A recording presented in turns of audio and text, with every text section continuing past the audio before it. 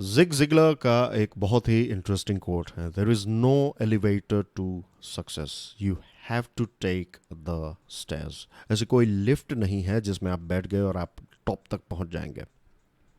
जीवन में सक्सेस जो है उन्हीं लोगों को मिलता है जो कंसिस्टेंटली मेहनत करते रहते हैं, स्टेप बाय स्टेप। आपका जब प्रोग्रेस होता है तो ये सस्टेनेबल होता है, ताउम्र आपके साथ रहता है। और दूसरी जो इसकी बहुत ही इंटरेस्टिंग चीज़ है, इसका जो बाई प्रोडक्ट है वो ये है कि आप एक अच्छे ह्यूमन बीइंग भी बन जाएंगे। जब आप मेहनत करके धीरे धीरे आगे बढ़ते हैं तब आप बाहर की दुनिया में तो बदलाव करते ही हैं, आपके अंदर की दुनिया में भी एक बहुत ही पॉजिटिव बदलाव आता है। आज 11 अगस्त 2021 है, दिन है वेंसडे। डियर फ्रेंड्स, अब आप स्टडी आईक्यू को सपोर्ट भी कर सकते हैं। एक छोटी सी अमाउंट कंट्रीब्यूट करके आप हमारे एफर्ट्स को सपोर्ट कर सकते हैं, तो hit this join button today. आज हमारे टेबल के ऊपर 5 इंपॉर्टेंट आर्टिकल्स हैं, बहुत सारी इंपॉर्टेंट चीज़ों को डिस्कस करना है, तो let's quickly start. Choppy waters, the Hindu का ये आर्टिकल है। United Nations Security Council on maritime security. Maritime security यानी कि जो हमारे समंदर हैं, जो हमारे महासागर हैं, तो उसकी सिक्योरिटी, रूल्स एंड रेगुलेशंस को हर एक देश फॉलो करे, ये हर एक देश के हित में है। इसका एक बेस्ट एग्जांपल मैं आपको देना चाहता हूँ। मान लीजिए कि आपके राज्य में 2 बड़े शहर हैं, ए और बी। अब इन 2 शहरों को कनेक्ट करने वाला एक हाईवे है। इस हाईवे के ऊपर बहुत सारे छोटे बड़े टाउन्स हैं और छोटे बड़े गांव भी हैं। मान लीजिए कि ये गांव जो हैं, यहाँ के लोग रूल्स एंड रेगुलेशंस को फॉलो नहीं करते। यहाँ के लोग कोई बड़ा ट्रक निकलता है तो उसको लूट लेते हैं। अगर उनको कोई गाड़ी दिखी तो लोगों को रोक दिया और फिर लोगों का जो सामान है वो लूट लिया। ये सारी चीज़ें यहाँ पर चल रही हैं। ऊपर से जो लोग इस रोड का इस्तेमाल कर रहे हैं, ना तो वो कोई ट्रैफिक नियमों का पालन कर रहे हैं, कुछ कर रहे हैं, कुछ नहीं कर रहे हैं। ऐसी सिचुएशन में क्या ये दोनों शहरों के बीच में जो ट्रेड का पोटेंशियल है वो अचीव हो पाएगा? और इन दोनों शहरों के साथ साथ जो दूसरे टाउन और गांव हैं उनके ऊपर इसकी क्या इम्पैक्ट होगी? ऑफ कोर्स नेगेटिव इम्पैक्ट होगी।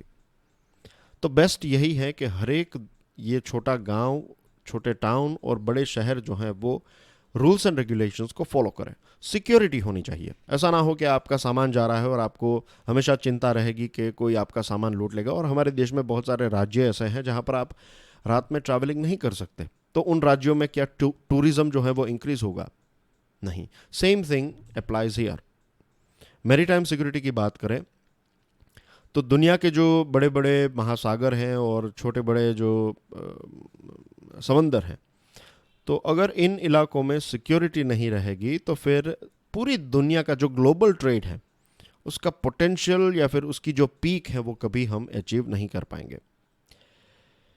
पहली बार ऐसा हुआ है कि भारत के इतिहास में और यूनाइटेड नेशन सिक्योरिटी काउंसिल के इतिहास में ऐसा हुआ है कि भारत जो है वो चेयर पोजीशन पर बैठा है। और हमारे नरेंद्र मोदी साहब जो हैं, हमारे प्राइम मिनिस्टर, वो पहले ऐसे प्राइम मिनिस्टर बने जिन्होंने ये जो एक स्टेज है या फिर जो एक चेयर है उसके ऊपर वो बैठे, वर्चुअली, ऑफ कोर्स फिजिकली नहीं, लेकिन वर्चुअली उनकी अध्यक्षता में ये मैरीटाइम सिक्योरिटी को लेकर डिस्कशन हुई।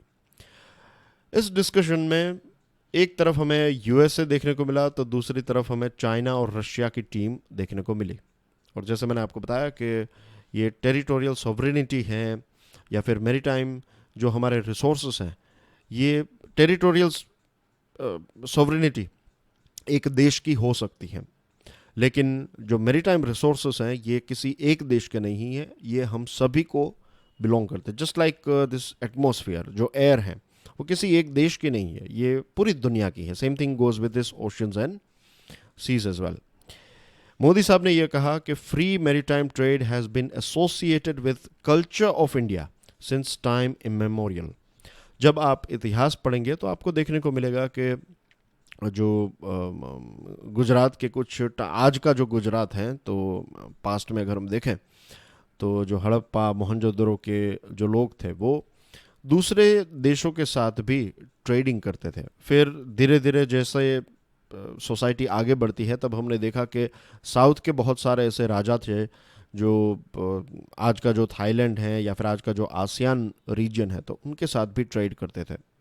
तो उस टाइम पर ऐसा कोई चीज़ नहीं थी कि किसी एक देश ने किसी एक समंदर के ऊपर अपना क्लेम कर लिया।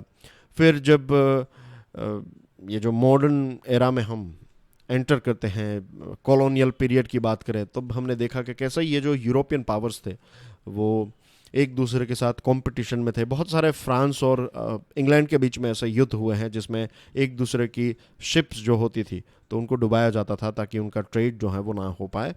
और शायद जब उसके बाद का आज का जो जीवन है तो उसमें हम देखते हैं कि कुछ ऐसे देश हैं जो पूरे एक बड़े समंदर में अपना क्लेम करते हैं, कहते हैं कि यहाँ पर आपको एंटर होना है तो हमारी परमिशन लेनी पड़ेगी, परमिशन नहीं है तो आपकी जो शिप है उसको रोका जाता है। तो इस प्रकार की चीज़ें हमें देखने को मिलती हैं, लेकिन भारत का कल्चर ऐसा कभी भी नहीं रहा है।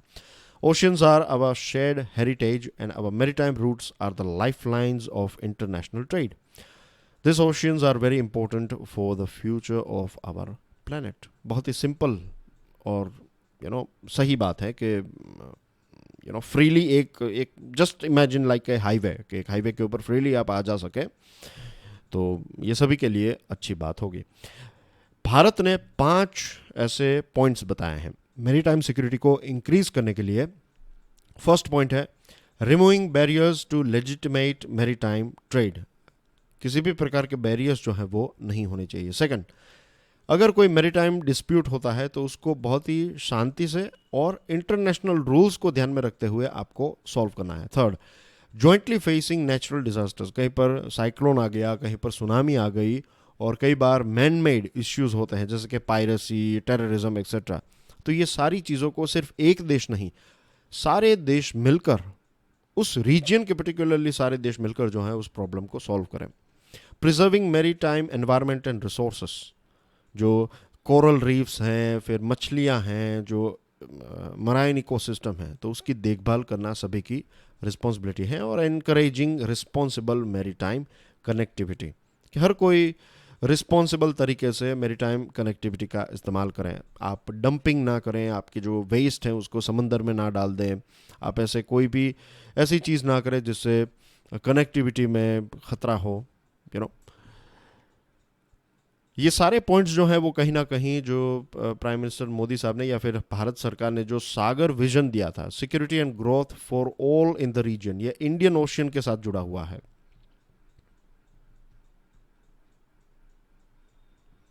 और इंडियन ओशियन एक ऐसा ओशियन है जो बहुत ही बिजी रहता है, और 3 बड़े कॉन्टिनेंट्स जो हैं इसके साथ अपनी बॉर्डर शेयर करते हैं। एक है एशिया, इस तरफ है अफ्रीका, और यहाँ पर है ऑस्ट्रेलिया। ऑस्ट्रेलिया एक देश भी है and it is a continent as well. तो यहाँ पर बीच में है इंडियन ओशियन। तो ये पूरे रीजन में सिक्योरिटी भी हो और सभी का ग्रोथ हो, ये है सागर विजन, जो यूएनएससी की ये जो मैरीटाइम सिक्योरिटी है उसके साथ परफेक्टली फिट होता है। और ये 5 पॉइंट भी सागर इनिशिएटिव के साथ, सागर विजन के साथ परफेक्टली फिट होते हैं।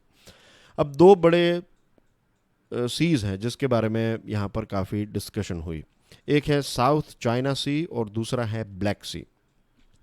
साउथ चाइना सी आपकी स्क्रीन के ऊपर है, as you can see here, this is South China Sea. तो ये रहा साउथ चाइना सी, और बहुत सारे देश जो हैं वो इसके साथ अपनी बॉर्डर शेयर करते हैं, खास करके आसियान देश। अब चाइना जो है, चाइना ने एक नई चीज़ निकाली कुछ दशकों पहले। चाइना ने एक 9 डैश लाइन कहा, 9 डैश लाइन। तो चाइना ने कुछ ऐसी लाइंस बना ली हैं, 1 2 3 4 5 6 7 8 9, ऐसी 9 लाइंस। और ये पूरा रीजन जो आप देख रहे हैं, चाइना का कहना ये है कि ये पूरा रीजन चाइना का रीजन है।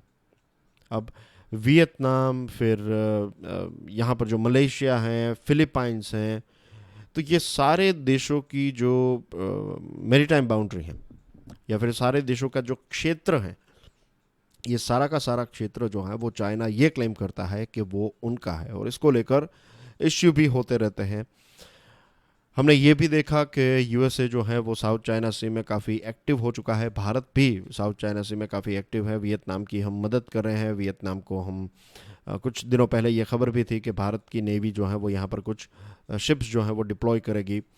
फिर कुछ समय पहले ये भी खबर आई थी कि यूके जो हैं वो यहाँ पर शिप्स डिप्लॉय कर रही हैं। और ये साउथ चाइना सी जो है ये एक बहुत ही इम्पोर्टेंट कड़ी है। दो बड़े ऐसे महासागर हैं, एक है इंडियन ओशियन और एक है पैसिफिक ओशियन। इन दोनों को कनेक्ट करने वाला अगर कोई समंदर है तो दैट इज़ साउथ चाइना सी, जो एक लंबे समय से एक ट्रेड रूट का इस्तेमाल किया जाता है। तो इंडियन ओशियन से आप यहाँ पर स्ट्रेट ऑफ मलाका में एंटर करते हैं, फिर साउथ चाइना सी में, और फिर यहाँ से आप पैसिफिक ओशियन में एंटर करते हैं। सेम थिंग पैसिफिक ओशियन से भी इसी रूट से इंडियन ओशियन तक पहुंचा जा सकता है। तो ये पूरा रीजन आप क्लेम कर लेंगे तो क्या होगा कि यहाँ की कोई शिप्स यहाँ पर नहीं आ पाएगी आपकी परमिशन के बिना, और same thing goes with here as well. तो ये जो है ये इसको लेकर यूएसए ने काफ़ी तीखे बयान दिए। यूएसए के जो फॉरेन मिनिस्टर हैं एंटोनी ब्लिंकन, तो उन्होंने ये कहा कि यहाँ पर अनलॉफुल मैरीटाइम क्लेम्स किए जाते हैं और दूसरे देशों को धमकाया जाता है, डराया जाता है, एक्सेट्रा। दूसरा जो है ब्लैक सी, वो भी आपकी स्क्रीन के ऊपर एज यू कैन सी। अब ब्लैक सी में यहाँ पर आपको देखने को मिलता है रशिया और यहाँ पर है टर्की। ख़ास करके रशिया की बात करें तो ये वाला जो पोर्शन है इसका नाम है क्रीमिया। तो ये क्रीमिया जो है ये यूक्रेन का पार्ट था, लेकिन अब रशिया के कब्ज़े में है। और यही चीज़ को लेकर रशिया को G8 में से निकाला गया, फिर G8 जो है वो G7 बन गया, क्योंकि रशिया ने इलीगली ये क्रीमिया वाला पोर्शन जो है उसको एनेक्स कर लिया। तो ब्लैक सी में रशिया की काफ़ी एक प्रकार से आप कह सकते हैं दादागिरी है। फिर सी ऑफ एजोव आप पकड़ लीजिए, और फिर जब टर्की की बात करते हैं तो एजियन सी है, यहाँ पर सी ऑफ मारमरा है। तो यहाँ पर टर्की जो है वो काफ़ी डोमिनेंट पोजीशन के ऊपर है। तो इन सारी चीज़ों की वजह से भी ट्रेड और मैरीटाइम सिक्योरिटी जो है वो डिस्टॉर्ट हो जाती है या फिर डिस्टर्ब हो जाती है। While some may deride UNCLOS as lacking teeth for enforcement, United Nations Convention on Law of Seas, ये रूल्स एंड रेगुलेशंस यूएन ने बनाए हैं। और कई देश ऐसा कहते हैं कि कई एक्सपर्ट्स भी कहते हैं कि UNCLOS जो है वो वैसे रूल्स एंड रेगुलेशंस अच्छे हैं, लेकिन UNCLOS में कोई ऐसी एनफोर्समेंट की ताकत नहीं है। तो अगर एनफोर्समेंट की ताकत नहीं है तो we have to make it we have to give it more teeth, उसको और ज़्यादा स्ट्रॉन्ग बनाने की आवश्यकता है। उसके बारे में सिर्फ बुरी बातें करेंगे तो उसका कुछ फ़ायदा हमें देखने को नहीं मिलेगा, क्योंकि आज दुनिया के पास सिर्फ एक ही ऐसा कॉम्प्रिहेंसिव फ्रेमवर्क है, एंड दैट इज़ UNCLOS। तो हर एक देश जो है वो UNCLOS को फॉलो करे, और ख़ास करके यूएसए, चाइना जैसे देश जो है वो भी UNCLOS को फॉलो करे। That is very important. और इंडिया ने इसी चीज़ के ऊपर जोर दिया है कि हम जो इंटरनेशनल रूल्स एंड रेगुलेशंस हैं उसको फॉलो करें। और ये 5 पॉइंट्स जो हैं उसमें यही बात है कि आप जो चीज़ें हमारे पास हैं उसका सही इस्तेमाल करें, चाहे वो लो हो चाहे समंदर हो, और जहाँ पर खामियां हैं तो उसको मजबूत किया जाए। उसके बारे में तू मैं करने से कोई फ़ायदा नहीं होगा। आज के लेक्चर की पीडीएफ को डाउनलोड करना चाहते हैं, check out my Telegram channel. You can follow me on Facebook, Instagram and Twitter as well. Times of India का आर्टिकल है ग्रीन ऑन योर ओन। हाल ही में IPCC का एक 6th असेसमेंट रिपोर्ट आया है। ये जो 6th रिपोर्ट है उसमें एक बहुत ही शॉकिंग बात दुनिया के सामने रखी है, और वो ये है कि जिस प्रकार से हम कार्बन डाइऑक्साइड या फिर ग्रीन हाउस गैसेस को एमिट कर रहे हैं, अगर हमने इसमें एक बहुत बड़ा रिडक्शन नहीं किया तो 2100 तक पहुंचते पहुंचते आज से लगभग 80 ईयर्स के बाद ग्लोबल एवरेज टेम्परेचर जो है वो 2 डिग्री सेल्सियस से भी ज़्यादा हो जाएगा। This is global average temperature. कई जगहों पर 6 डिग्री सेल्सियस ज़्यादा हो जाएगा, तो कई जगह पर 2 डिग्री सेल्सियस, कई जगह पर 3 डिग्री सेल्सियस। अब 2 डिग्री सेल्सियस जो है इसको टिपिंग पॉइंट भी कहा जाता है। What is a tipping point?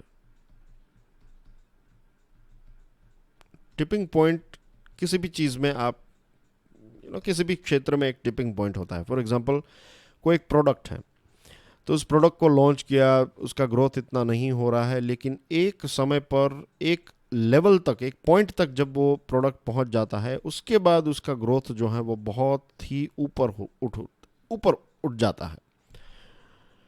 Same thing goes with temperature. एक बार आपने 2 डिग्री सेल्सियस के ग्लोबल टेम्परेचर को टच कर लिया इस पृथ्वी ने, तो फिर सिचुएशन ऐसी होगी कि उसके बाद टेम्परेचर जो है वो बहुत ज़्यादा बढ़ जाएगा, और हम ऐसे जोन में चले जाएंगे वहाँ से वापस आना जो है वो इम्पॉसिबल हो जाएगा। बहुत सारी एनिमल की, बहुत सारी प्लांट की स्पीसीज जो हैं वो हमेशा के लिए तबाह हो जाएगी। बहुत सारे देश जो है वो हमेशा के लिए तबाह हो जाएंगे। उसके बाद आप ग्लोबल एवरेज टेम्परेचर को कम भी कर देंगे तो एक लंबे समय तक यानी कि 200, 300, 1000, 2000 सालों तक कोई भी पॉजिटिव रिजल्ट जो है वो आपको देखने को नहीं मिलेगा। क्लाइमेट चेंज एक ऐसी चीज़ है जो हर एक, इसकी कोई बाउंड्री नहीं है, राइट। अगर अमेज़ोन के जंगल्स हम काट रहे हैं तो ऐसा नहीं है कि सिर्फ ब्राज़ील का नुकसान हो रहा है, ये पूरी दुनिया का नुकसान हो रहा है। अगर भारत के पहाड़ जो हैं वो गिर रहे हैं, टूट रहे हैं, लैंडस्लाइड्स हो रही है, तो सिर्फ वो उन राज्यों का विषय नहीं है, ये पूरे देश के लिए, पूरी दुनिया का एक चिंता का विषय है। और एक बहुत बड़ा भेदभाव आज भी हमें देखने को मिलता है। बेस्ट एग्जांपल है वैक्सीन। कोविड-19 जो है वो ह्यूमैनिटी के लिए एक बहुत बड़ा खतरा है, लेकिन जब वैक्सीन की शुरुआत हुई, वैक्सीन की शोध की गई और वैक्सीन की जब शुरुआत हुई, इसका प्रोडक्शन हुआ, तो टोटल 4 बिलियन जितने डोजेस जो हैं उसमें से 80% डोज जो हैं वो किसके पास रहे? अमीर देशों के पास। भारत की बात करें तो भारत ने भी फिर गरीब देशों को ये वैक्सीन्स जो हैं वो पहुंचाना बंद कर दिया। भारत ने अपने लोगों की प्रायोरिटी रखी। अब ऑफ कोर्स लॉजिकल बात तो यही है कि सबसे पहले हम हमारे देशवासियों को ये वैक्सीन दें, लेकिन बांग्लादेश का एग्जाम्पल देख लीजिए। अफ्रीका के कितने सारे ऐसे देश हैं जिनके पास आज भी वैक्सीन जो है वो नहीं पहुंची। बांग्लादेश के बारे में मैं ये कह रहा था कि कोविड के केसेस जो हैं वो बढ़ते ही जा रहे हैं वहाँ पर। तो ये प्रॉब्लम पूरी ह्यूमैनिटी का है, लेकिन जब एक्शन की बात आती है तो सब देश जो है वो अपने अपने बारे में सोचते हैं, और ख़ास करके जो रिच देश हैं उन देशों का सब एक लंबे समय से एक अपर हैंड रहा है। तो ये चीज़ क्लाइमेट चेंज में हमें नहीं करनी चाहिए। ऑफ कोर्स डेवलप देशों की वजह से ही सबसे ज़्यादा कार्बन एमिट हुआ है, लेकिन आज वो तू मैं करने का जो वक्त है वो नहीं है। What we need to do is, हमें सभी देशों को मिलकर अपने अपने जो कमिटमेंट्स हैं उनको फॉलो करने होंगे। India will have to take care of its own needs on climate change even as it contributes to global response. Global level पर जो हो रहा है ऑफ कोर्स हम उसको सपोर्ट कर रहे हैं, लेकिन हमें किसी के ऊपर डिपेंडेंट नहीं रहना है। हमें खुद, हमारे देश में जो क्लाइमेट चेंज हो रहा है और दुनिया में जो हो रहा है उसका स्टेप भारत को खुद उठाना पड़ेगा। We can not wait for develop देश। वी कैन नॉट वेट के यूएसए और यूके और फ्रांस, जर्मनी और ये सारे देश हमें पैसे देंगे तब हम क्लाइमेट चेंज के ऊपर कुछ काम करेंगे। नो, हमसे जितना हो सकता है उतना तो हमें करने की शुरुआत कर ही देनी चाहिए। 7,500 किलोमीटर लंबी कोस्टलाइन है भारत की, और खेतीबाड़ी की बात करें तो आज भी 60% जितनी हमारी जो ज़मीन है उसमें इरिगेशन की फैसिलिटी नहीं है। यानी कि अगर अच्छी बारिश हुई तो अच्छी फसल होगी, तो अच्छी इकोनॉमी होगी। अगर अच्छी बारिश नहीं हुई, ज़्यादा बारिश हो गई या फिर सूखा पड़ा, तो हमारी जो रूरल इकोनॉमी है, ग्रामीण अर्थव्यवस्था जो है वो हिलडुल जाती है। तो हम किसी के ऊपर डिपेंडेंट नहीं रह सकते। इंटरनेशनल एनर्जी एजेंसी जो है उसका कहना यह है कि जैसे जैसे भारत की जीडीपी जो है, मीन्स जीडीपी भी इंक्रीज़ करना बहुत इंपॉर्टेंट है। हमारे देश में दुनिया के सबसे ज़्यादा गरीब लोग रहते हैं, तो ग्रोथ हमारे लिए बहुत ही इंपॉर्टेंट है। लेकिन ग्रोथ के साथ साथ हमें ग्रीन एनर्जी को बढ़ाना है और कार्बन एमिशन को कम करना है। और इट इज़ वेरी इंपॉर्टेंट कि भारत जैसा देश, जो अगर सोलर प्रोडक्शन की बात करें तो सेकंड नंबर पर, सऊदी अरेबिया के बाद सबसे ज़्यादा सोलर एनर्जी प्रोड्यूस करने का जो पोटेंशियल है वो हमारे देश का है। तो we need to start working on this sort of green energy, और इसके लिए we need to focus on research and development. क्यों हमें चाइना से ये सोलर पैनल्स मंगवानी पड़ती हैं? उसके पीछे रीज़न ये है कि हम प्रोडक्शन के ऊपर फोकस कर रहे हैं कि हम यहाँ पर चीज़ों को प्रोड्यूस करें, लेकिन पेटेंट आपकी नहीं है, आपने इस चीज़ को खोजा नहीं है। और ऐसी तो बहुत सारी चीज़ें होगी। आज से 40-50 साल पहले शायद सोलर एनर्जी के बारे में इतनी बातें नहीं होती थी, और क्या पता कि आने वाले 10, 15, 20 सालों में ऐसी टेक्नोलॉजीज़ भी आ जाए कि एक छोटी सी पैनल जो हैं वो पूरी एक सोसाइटी को पावर दे सके। तो ये सारी चीज़ें अभी जो मैंने आपको बात की वो एक प्रकार की इमेजिनेशन की बात है, लेकिन इस इमेजिनेशन को रियलिटी में अगर आपको तब्दील करना है तो you have to create a culture of research and development. R&D जो है वो यूएसए की और जितने भी डेवलप देश हैं उनकी सबसे बड़ी ताकत R&D ही है। तो रिसर्च एंड डेवलपमेंट के ऊपर हमें फोकस करना होगा R&D का कल्चर हर एक कॉलेज में, हर एक यूनिवर्सिटी में, और एक गोल्डन ट्रायंगल हमें डिज़ाइन करना होगा। गोल्डन ट्रायंगल ये होता है कि एक तरफ आपकी यूनिवर्सिटीज़ हैं, एक तरफ गवर्नमेंट है, और एक कोने में है बिजनेस। बिजनेस और गवर्नमेंट यूनिवर्सिटीज़ को सपोर्ट प्रोवाइड करे ताकि जो यंग फ्रेश ब्लड है वो R&D करें, और इस R&D का फ़ायदा सरकार को और बिजनेसेस को मिले, और एक दूसरे के साथ वो कोलैबोरेट करके अच्छे रूल्स एंड रेगुलेशंस बनाएं, और ये जो क्लाइमेट चेंज हो रहा है उसको हम रोकें।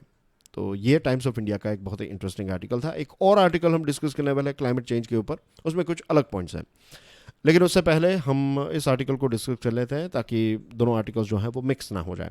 अंडरमाइनिंग जस्टिस, हमारे chief justice of India NV Ramana साहब जो हैं वो काफ़ी नाराज़ हो गए, और क्यों नाराज़ ना हो, क्योंकि एक बहुत लंबा लिस्ट है वैकेंसीज़ का। कोर्ट्स की बात करें तो कोर्ट दूसरे कुछ रूल्स एंड रेगुलेशंस की वजह से भी कोर्ट परफॉर्म नहीं कर पाती है, लेकिन एक चीज़ तो है कि जुडिशियल वैकेंसीज जो हैं, जजेस की कमी बहुत ज़्यादा है, और ये गवर्नमेंट वर्सेस कोर्ट या फिर गवर्नमेंट वर्सेस जुडिशरी जो है वो देश के हित में तो बिल्कुल नहीं है। सुप्रीम कोर्ट ने फिर से कहा कि सरकार जो है उसका एटीट्यूड, जब हाई कोर्ट और ट्रिब्यूनल्स की वैकेंसीज की फिलअप करने की बात आती है तो सरकार का एटीट्यूड जो है वो काफ़ी लेजी एटीट्यूड हमें देखने को मिलता है। ट्रिब्यूनल्स की बात करें तो अलग अलग ट्रिब्यूनल्स में टोटल 240 जितनी वैकेंसीज हैं, और ट्रिब्यूनल्स जो हैं उन्होंने जो मेन रोल प्ले किया है वो ये है कि हाई कोर्ट और दूसरी कोर्ट्स के ऊपर जो एक प्रेशर था, इतने सारे केसेस जो थे, तो वो ट्रिब्यूनल्स ने संभाले, और ट्रिब्यूनल्स ने बहुत ही क्विक डिसीजंस दिए हैं। हाई कोर्ट्स की बात करें तो हाई कोर्ट्स में 455 जितनी वैकेंसीज हैं, तो एक जज जो है वो एक पॉइंट आ जाएगा, उनके भी स्टेचुरेशन पॉइंट आ जाएगा कि इतने केसेस के बाद और ज़्यादा केसेस वो हैंडल नहीं कर पाएंगे, और जब तक ये केस ख़त्म नहीं होगा तब तक वो नया दूसरा केस नहीं ले पाएंगे, तो फिर वर्कलोड जो है वो बढ़ता ही जाता है, और रियल वर्ल्ड में तो कितने सारे हर रोज़ केस जो है वो होते रहते हैं। फिर कोर्ट ने ये भी प्रस्ताव रखा कि जो एक इंटेलिजेंस ब्यूरो जो है वो किसी एक जज का नाम जब सिलेक्ट किया जाता है तो उसकी हिस्ट्री चेक की जाती है, वो कैसे है एक्सेट्रा, ये सारा रिपोर्ट जो है वो फिर सरकार को देते हैं, और सरकार जो है वो फिर यस और नो का रिप्लाई जो है वो फिर कोर्ट को देते हैं, क्योंकि कोर्ट्स जो हैं ये जो हाई कोर्ट है, तो सुप्रीम कोर्ट जो है वो कुछ लिस्ट तैयार कर, कॉलेजियम लिस्ट तैयार करता है और फिर वो सरकार को देता है। सरकार इंटेलिजेंस ब्यूरो और अपने रिपोर्ट्स जो है वो ऐड करके यस और नो का रिपोर्ट फिर से सुप्रीम कोर्ट को देता है। सुप्रीम कोर्ट को लगता है कि नहीं ये रिपोर्ट या फिर उनको सुप्रीम कोर्ट को सही लगता है कि ये व्यक्ति को सुप्रीम कोर्ट का या फिर हाई कोर्ट का जज बनाना चाहिए, तो फिर से वो सरकार को वो लिस्ट भेजता है, और उसके बाद सरकार जो है मना नहीं कर सकती, उनको यस के ही भेजना पड़ता है। लेकिन ये पूरा जो फाइल यहाँ से वहाँ जाती है तो उसमें बहुत ज़्यादा वक्त लग जाता है, और इस वक्त की वजह से ये वैकेंसीज जो है वो एक लंबे समय से पूरे देश को डिसरप्ट कर रही है, या पूरे देश के ऊपर इसकी इम्पैक्ट आ रही है। ईज़ ऑफ डूइंग बिजनेस की बात करें तो बहुत सारे क्षेत्र में भारत ने काफ़ी अच्छा परफॉर्म किया है, लेकिन भारत का रैंक इतना पीछे है, उसके पीछे मेन रीज़न ये भी है कि हमारे देश में जो कॉमर्शियल डिस्प्यूट्स होते हैं तो उसको बहुत ही लंबा टाइम लग जाता है, 5 साल 10 साल 15 साल तक का वक्त लग जाता है एक कॉमर्शियल डिस्प्यूट को सॉल्व होने में। तो जब सॉल्व हो भी गया 10 साल के बाद वो डिस्प्यूट सॉल्व हो गया, तब वो बिजनेस नहीं रहेगा, वो अपॉर्चुनिटी नहीं रहेगी, दूसरी कंपनीज कहीं आगे चली गई हैं, तो इसकी वजह से ईज़ ऑफ डूइंग बिजनेस में भी हमारा रैंक पीछे रहता है। तो we need more benches, we need more जजेस, ज़्यादा कोर्ट्स चाहिए। फास्ट ट्रैक कोर्ट की भी सिचुएशन ऐसी हो गई कि वो एक नाम सिर्फ फास्ट ट्रैक रह गया, बाकी वहाँ पर भी केसेस जो हैं वो काफ़ी स्लो चल रहे हैं। तो it is very very important कि जुडिशरी और गवर्नमेंट दोनों एक दूसरे के साथ मिलकर इस प्रॉब्लम को सॉल्व करें, क्योंकि at the end of the day ये 3 हमारे जो पिलर्स हैं, एग्जीक्यूटिव, लेजिस्लेचर और जुडिशरी, जो हमारी डेमोक्रेसी या फिर हमारे देश के पिलर्स हैं, अगर उनके बीच में ही तालमेल नहीं रहेगा तो इसकी इम्पैक्ट पूरी सोसाइटी के ऊपर हमें देखने को मिलेगी। और जैसे मैंने आपको बताया कि ट्रिब्यूनल्स जो हैं तो उनकी एक डोमेन एक्सपर्टीज़ रहती हैं, और ट्रिब्यूनल्स की हिस्ट्री को देखें तो रिलेटिवली क्विकर जस्टिस डिलीवरी जो है वो ट्रिब्यूनल्स ने दी है, लेकिन अगर वैकेंसीज़ हैं तो फिर वो अपना काम जो है वो नहीं कर पाएंगे। एक और प्रस्ताव आया था कि एक नेशनल बॉडी क्रिएट की जाए जो ये ट्रिब्यूनल्स के अपॉइंटमेंट और उसके फंक्शनिंग के ऊपर नज़र रखेगी, लेकिन इसको भी यूनियन गवर्नमेंट ने इतना कोई ख़ास सपोर्ट नहीं दिया है। जो मेमोरेंडम प्रोसीजर है, मैंने ऑलरेडी आपको एक्सप्लेन कर दिया, जो मैंने आपको सुप्रीम कोर्ट का और गवर्नमेंट का एग्जांपल दिया, तो that is part of memorandum of procedure. तो इसमें भी जो अनवांटेड स्टेप्स हैं उसको निकालने की ज़रूरत है। और एक बहुत ही फेमस कोट भी है, एक लाइन है और रियलिटी भी है, justice delayed is justice denied. अगर आपके साथ कुछ गलत हुआ और 50 साल के बाद आपको इंसाफ मिलता है, तो उस इंसाफ का आप क्या करेंगे? कुछ नहीं होगा, इज़न्ट इट? बहुत सारे केसेस में ऐसा भी होता है कि जिसके ऊपर इल्ज़ाम है वो व्यक्ति मर जाता है और वो केस फिर जो है वो रफा दफा हो जाता है। तो और बहुत सारे क्रिमिनल्स टॉप लेवल तक पहुंच जाते हैं। उसके पीछे रीज़न ही ये है कि उनके ऊपर अगर आपने केस भी कर लिया तो उनको पता है कि 15-20 सालों तक ये केस जो है वो चलता रहता है, तो फिर सोसाइटी में जस्टिस जो है वो प्रिवेल नहीं कर पाता है। Danger ahead, this one is about climate change. ये पायोनियर का एक आर्टिकल है। जैसे हम बात कर रहे थे कि क्लाइमेट चेंज जो है ये ग्लोबल फिनोमेना है, लेकिन ये इसके चैलेंजेस जो हैं वो लोकल रहते हैं। और कार्बन डाइऑक्साइड सबसे ज़्यादा नुकसान पहुंचाने वाला अगर कोई गैस है तो दैट इज़ कार्बन डाइऑक्साइड। दूसरे भी हैं, लेकिन कार्बन डाइऑक्साइड सबसे ज़्यादा एमिट किया जाता है। यूनाइटेड नेशन के सेक्रेटरी जनरल जो है उन्होंने ये कहा कि ये जो लेटेस्ट रिपोर्ट आया है आईपीसीसी का, ये एक प्रकार से एक डेथ नील है। It should be it should end this coal और फॉसिल फ्यूल्स ऑल टुगेदर। अब हमें वक्त आ चुका है कि अब हम ये सारी चीज़ों को उपयोग करना बंद कर दें, वरना फिर टिपिंग पॉइंट को क्रॉस कर दिया तो उसके बाद वापस हम कभी नहीं आ पाएंगे। इंडिया के एनवायरनमेंट मिनिस्टर ने ये कहा है कि जो डेवलप्ड इकोनॉमीज़ हैं उनको सबसे पहले स्टेप्स उठाने चाहिए। जैसे मैंने आपको बताया कि किसी के ऊपर ब्लेम करने से कोई फ़ायदा नहीं है। ऑफ कोर्स डेवलप्ड इकोनॉमीज़ को ज़्यादा स्टेप्स उठाने की आवश्यकता है, लेकिन डेवलपिंग देशों को भी ये स्टेप्स उठाने की आवश्यकता है। कुछ ऐसे देश हैं, छोटे छोटे देश हैं, गरीब देश हैं, तो उनको तो पैसे देने पड़ेंगे ही। आपको डेवलप देशों को पैसे देने पड़ेंगे, टेक्नोलॉजी और मनी, ये दोनों चीज़ें आपको ट्रांसफ़र करनी पड़ेगी। लेकिन इसमें भी ये है कि कहते हैं ये सारे देश कि हम ये करेंगे, लेकिन करने की जब बात आती है तब सभी देश जो हैं वो अपनी अपनी जेब में हाथ डाल देते हैं और कहते हैं कि हम अभी नहीं दे सकते, हमारे ये प्रॉब्लम्स है, वो प्रॉब्लम्स हैं, and things like that. Bharat की बात करें तो चाइना और यूएसए के बाद थर्ड लार्जेस्ट एमिटर हैं इंडिया, और सबसे ज़्यादा कोयले की वजह से पोल्यूशन होता है। भारत हर साल 3 गीगा टन इस प्रकार के गैसेस को एमिट करता है, यानी कि 2.5 टन पर पर्सन। और हमारे देश का जो एमिशन है ये टोटल ग्लोबल एमिशन का 7% है, तो हम एक बहुत बड़े कंट्रीब्यूटर हैं। तो we need to cut it down for sure. The emissions came down during the pandemic lockdown in 2020। हमने देखा कि कैसे चिड़िया और बहुत सारे जो बर्ड्स है वो वापस शहरों की तरफ आने लगे, क्योंकि लॉकडाउन के टाइम पर ना तो व्हीकल्स का इस्तेमाल हो रहा था, ना तो फैक्ट्रीज चल रही थी। तो ये सारी चीज़ों ने एक ग्लिम्स हमें दी कि अगर हम एक ग्रीन एनर्जी में ट्रांजिट हो जाए तो हमारे शहर, हमारी दुनिया जो है वो कितनी ब्यूटीफुल हो सकती है। WHO की भी रिपोर्ट्स आते हैं कि दुनिया के सबसे पोल्यूटेड शहरों की बात करें, 20 सबसे पोल्यूटेड शहर है, तो उसमें से 14-15 तो सिर्फ हमारे देश में है। तो लोगों को ब्रीथिंग और लंग्स के साथ जुड़े हुए डिजीज़ेस हो रहे हैं, कैंसर हो रहे हैं। तो ये सारी चीज़ें जो हैं वो हम सबको डायरेक्टली इनडायरेक्टली अफेक्ट कर ही रही है। अब इकोनॉमिक रिकवरी के ऊपर जोर दिया जा रहा है, तो और ज़्यादा प्रोडक्शन होगा, और ज़्यादा ट्रांसपोर्टेशन होगा, तो और ज़्यादा कार्बन एमिशन भी होगा। The expected rise in coal-fired electricity generation in 2021 could be thrice the generation through renewables. क्योंकि हम ज़्यादा इकोनॉमिक रिकवरी को हासिल करना चाहते हैं, तो जो हम ग्रीन एनर्जी प्रोड्यूस कर रहे हैं उससे 3 गुना ज़्यादा कोल बेस्ड एनर्जी का इस्तेमाल या फिर इलेक्ट्रिसिटी का इस्तेमाल जो है वो किया जाएगा। भारत की जब हम बात करते हैं तो भारत में एक प्रकार से आपको एक पैराडॉक्स देखने को मिलता है कि एक तरफ हम रिन्यूएबल एनर्जी में काफ़ी अच्छा काम कर रहे हैं। आज लगभग 40% जितनी हमारी एनर्जी जो है वो रिन्यूएबल सोर्सेस में से आ रही है एज पर द रिपोर्ट। 2030 तक 1/3 जितनी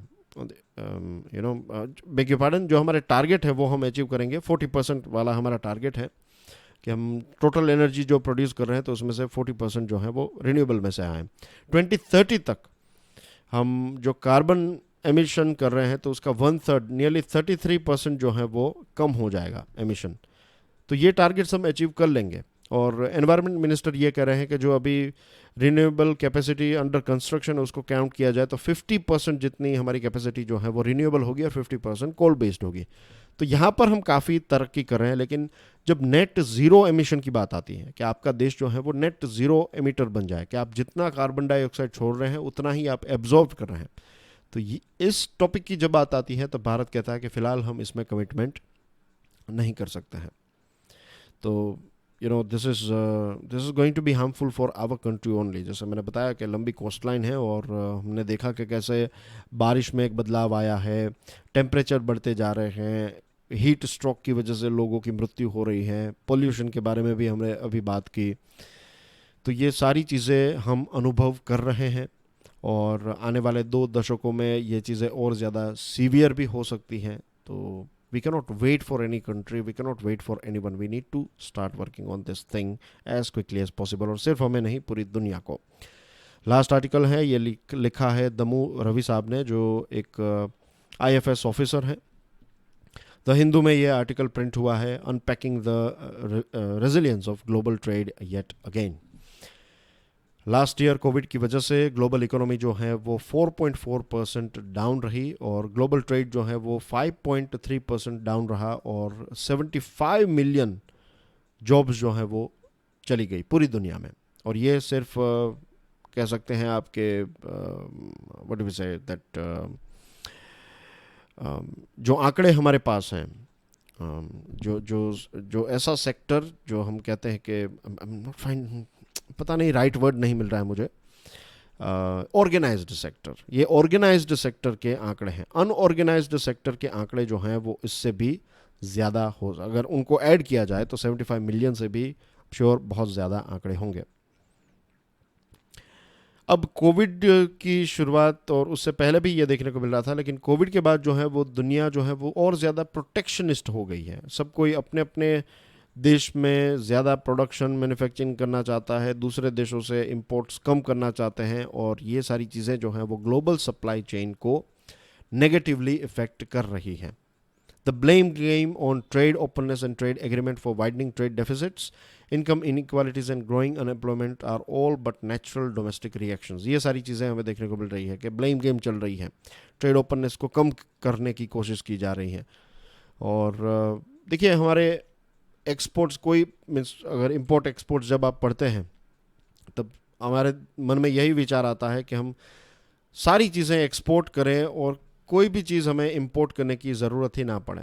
क्या ऐसा एक छोटी सी अगर आप दुकान भी चला रहे हैं तो क्या ये पॉसिबल है कि आप सारा सामान बेचेंगे ही, आप कोई सामान खरीदेंगे ही नहीं? इलेक्ट्रिसिटी आपको ख़रीदनी पड़ेगी, आपको आपकी दुकान चलाने के लिए जो भी आप बिज़नेस कर रहे हैं, अगर आप एक किराने की दुकान चला रहे हैं तो कितने सारे अलग अलग प्रोडक्ट्स जो हैं वो आपको मैन्युफैक्चरर से ख़रीदने पड़ेंगे और फिर आप उनको बेचेंगे। Same thing goes with global business as well. अगर आप यहाँ पर फ़ोन्स बना रहे हैं, कार्स बना रहे हैं, तो कुछ मटेरियल आपको दूसरे देशों से भी मंगवाना पड़ेगा, कुछ टेक्नोलॉजी आपको दूसरे देशों से मंगवानी पड़ेगी और फिर सारी चीज़ों को असेंबल करके आप एक कार को या तो अपनी मार्केट में या फिर दुनिया की मार्केट में बेच पाएंगे। तो ये लॉजिकल बात नहीं है। ये प्रोटेक्शन जो है वो प्रोटेक्शनिस्ट थिंकिंग जो है ये ग्लोबल सप्लाई चेन या फिर ग्लोबलाइजेशन के लिए अच्छी बात नहीं है और ये हर एक देश का इससे नुकसान ही होगा। ह्यूमैनिटी की बात करें तो बड़ी बड़ी क्राइसिस के बाद हमने नए नए अच्छे अच्छे स्टेप्स उठाए, जैसे कि विश्व युद्ध 2 ख़त्म हुआ तब यूनाइटेड नेशंस का जन्म हुआ, फिर ब्रेटन वुड्स ने 2 अपने बच्चों को जन्म दिया, एक है वर्ल्ड बैंक और एक है इंटरनेशनल मॉनेटरी फंड। और उसके बाद 1947 के बाद जो गेट है, the general agreement on tariffs and trade, ये 1947 में नेगोशिएट किया गया और इसकी वजह से इंटरनेशनल ट्रेड के बैरियर्स जो हैं वो कम हुए। जब ऑयल शॉक आया तो 1970s में इंटरनेशनल एनर्जी एजेंसी का जन्म हुआ और ग्लोबल एनर्जी सिक्योरिटी जो है उसके ऊपर फोकस किया गया। 2008 की जब क्राइसिस आई तो G20 लीडर्स की समिट होने लगी। पहले G20 फाइनेंस मिनिस्टर्स की मीटिंग होती थी, अब ये समिट लेवल की यानी कि प्राइम मिनिस्टर प्रेसिडेंट लेवल की मीटिंग जो है वो होने लगी। और ये सारी चीज़ों की वजह से ग्लोबल ट्रेड काफ़ी इंक्रीज़ हुआ, राइट। जो 1950s में 60.80 बिलियन था, ये आप देखिए 2019 में 19,014 बिलियन डॉलर का ट्रेड जो है वो होने लगा। The patterns above leave much hope for optimism for global trade in the post pandemic crisis, in the collective belief that international trade is vital for development and prosperity, while competition is central to generating competence. International trade जो है वो हर एक देश के development और prosperity के लिए important है, और एक दूसरे के साथ जब हम कॉम्पीट करते हैं तो वो प्रोडक्ट, वो सर्विस जो है वो रिफाइन होती है और ज़्यादा बेहतर बढ़ती है. तो जो भी वर्ल्ड ट्रेड ऑर्गेनाइजेशंस में कोई इश्यूज हैं, उसमें कोई प्रॉब्लम्स हैं, तो इन प्रॉब्लम्स को हमें सॉल्व करके उनको और ज़्यादा मजबूत बनाने, मीन्स वर्ल्ड ट्रेड ऑर्गेनाइजेशन को और ज़्यादा मजबूत बनाने की आवश्यकता है आने वाले वक्त में. और या फिर ये जो समय चल रहा है, तो ये वक्त हैं, ये वक्त टेक्नोलॉजी का ज़माना है, और वे सारे देश डोमिनेट करेंगे इंटरनेशनल ट्रेड को जो टेक्नोलॉजी का सही इस्तेमाल कर रहे हैं. 19th सेंचुरी में स्टीम इंजन की शुरुआत हुई, फिर 20th सेंचुरी में हमने कंप्यूटिंग पावर को देखा, और 21st में डेटा जो है that is going to be the main driver of economic growth. तो जितने ज़्यादा ऑटोमेशन हम करेंगे या फिर कंप्यूटर्स और टेक्नोलॉजी का इस्तेमाल करेंगे, उतने कम लोगों की आपको आवश्यकता रहेगी. तो जो लोग दूसरे काम कर रहे हैं तो उनके अंदर नई स्किल्स डेवलप, एक स्किलिंग इंडस्ट्री जो है वो एक बहुत बड़ी इंडस्ट्री आने वाले समय में हो पाएगी. कि आपने एक 10-15 सालों से आपने कंस्ट्रक्शन बिजनेस में काम किया है, लेकिन अब कंस्ट्रक्शन में उतनी जॉब्स नहीं मिल रही है, तो आपको आईटी रिलेटेड कोई चीज़, कंप्यूटर रिपेयर करना या फिर सॉफ्टवेयर को आप सॉर्ट आउट करना, designing, there are so many things जो आप कर पाएंगे. या फिर कंस्ट्रक्शन में ही टेक्नोलॉजी का जो क्षेत्र है, तो उसमें ही आप कैसे नई स्किल्स को सीख पाएँ और उसमें ही आपको जॉब मिल जाए.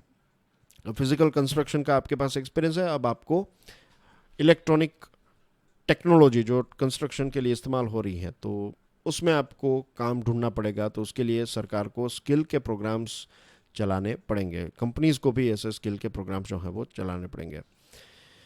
तो ये सारी चीज़ें जो हैं वो skill training, health care, education, ये सारी चीज़ें सरकारों को प्रोवाइड करनी पड़ेगी. और इसी क्षेत्र में हमें एज ए कंट्री आगे बढ़ना पड़ेगा. नए नए प्रोडक्ट्स, जो पुराने प्रोडक्ट्स हम बेचते आए हैं, जैसे कि petroleum, pharma, James, jewellery, textile, garments, engineering items, rice, oil mills, marine products, ये सारी चीज़ें तो चलती रहेगी. इसी के साथ नई चीज़ें भी हम कैसे बना पाते हैं हमारे देश में, इन सारी चीज़ों के ऊपर फोकस करना पड़ेगा. और जो बड़ी कंपनीज़ हैं, बड़ी कंपनीज़ यानी कि बिग जायंट कंपनीज़ हमारे देश में, जैसे कि टाटा है, रिलायंस एक्सेट्रा, तो ये कंपनीज़ छोटी कंपनीज़ के साथ मिलकर काम करें. कि बड़ी कंपनीज़ जो हैं उनकी खासियत ये होती है कि ये अलग अलग मार्केट तक अपना प्रोडक्ट पहुंचा सकती हैं, लेकिन जो रॉ मटेरियल हैं, जो छोटे छोटे प्रोडक्ट्स हैं, वो एमएसएमईज़ बना सकती हैं. तो इन दोनों के बीच में एक ब्रिज क्रिएट हो, और स्किल डेवलपमेंट, ये चीज़ें अगर हम करेंगे तो रिकवरी जो है वो अच्छी और सस्टेनेबल हो सकती है. And that's everything from my side. Thank you very much for watching this video. ये है कुछ न्यूज़ आइटम्स, पीडीएफ को डाउनलोड करने के बाद इनको देख लीजिएगा. और ये रहा आज का आपका नया प्रश्न, राइट. एंड जो आंसर है इसका ये है सुशील कुमार. आप में से बहुत सारे स्टूडेंट्स ने इसका राइट आंसर प्रोवाइड कर दिया है. प्लीज़ मेक श्योर कि आप इस लेक्चर को दूसरे स्टूडेंट्स के साथ भी शेयर ज़रूर करें. I will see you tomorrow. Till then enjoy your studies. God bless you all. जय हिंद.